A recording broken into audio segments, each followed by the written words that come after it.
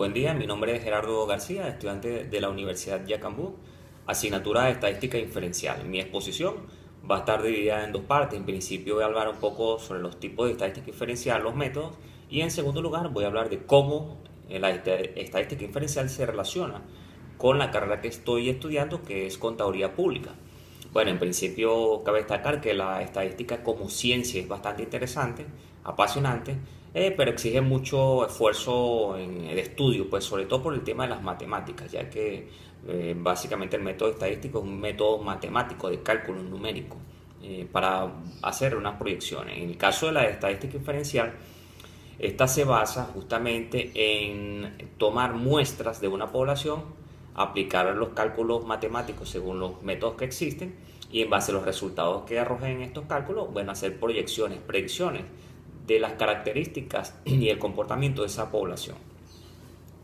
Para ello se usa justamente la matemática para aumentar las probabilidades de acertar, es decir, tener resultados con el mayor grado de certeza y confianza. Obviamente sabemos que estos valores son aproximados, son estimaciones que pueden ser de varios tipos, pueden ser estimaciones muy puntuales, o sea que los valores proyectados se centran en un valor único y en base a ese valor se distribuyen las probabilidades, o puede ser un rango de valores también, que es la estadística inferencial por intervalo, o también existe las estimaciones bayesianas que usan el teorema de Bayes, donde hace valoraciones de hipótesis en función a la confiabilidad que se tengan de las evidencias que se están recopilando. Básicamente hacer inferencia o estadística inferencial es predecir, o sea, pronosticar comportamientos de una población en general o pronosticar comportamientos futuros. Básicamente se requiere la generación de modelos de cálculo antes de ser aplicados a una muestra. Aquí podemos tener predicciones, podemos tener pruebas de hipótesis entre los métodos que se pudieran utilizar, pronósticos, correlaciones de variables, análisis de regresión y series de tiempo, entre muchos otros métodos que se pueden utilizar. Ahora, ¿cómo se relaciona todo esto con la contaduría pública? Bueno, nosotros como contadores no solo podemos pensar como unos operadores de un sistema de contabilidad, no, nosotros debemos ir más allá y pensar como asesores, es decir, tener la capacidad y la preparación para poder asesorar a la junta directiva, a los gerentes, cuando vengan a consultarnos. Porque ¿quién maneja la información en las empresas? ¿Quién maneja la finanza? ¿Quién maneja los números, los datos? El contador. Entonces, en base a eso, nosotros tenemos la obligación de prepararnos, de manejar los métodos estadísticos inferenciales, en este caso, que es el que estamos estudiando, para poder aportar a la dirección de la empresa cuando estos nos hagan una consulta. Esto nos permitirá, entre otras cosas, hacer predicciones del comportamiento de los clientes, por ejemplo, cuáles son los clientes buenos, cuáles son los clientes malos, y en función a ello hacer las proyecciones de los créditos, pues. También podemos hacer estudios inferenciales sobre los proveedores, ¿okay?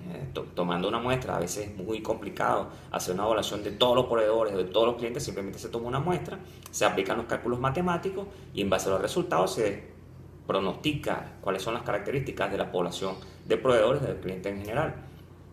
Entonces, con toda esta información nosotros vamos a poder aportar en la toma de decisiones de las empresas como contadores.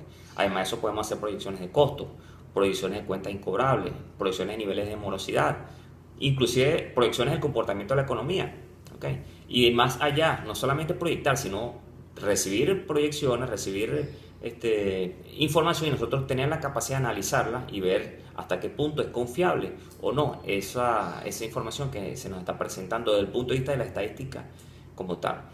Podemos hacer proyección de inventario, que es una de las tareas más importantes que tenemos como contadores. Proyectar inventarios, estados financieros, flujos de cajas, resultados, si vamos a tener ganancias o pérdidas. Todo eso puede ser proyectado siempre que usemos métodos confiables que nos permitan obtener la mayor certeza posible.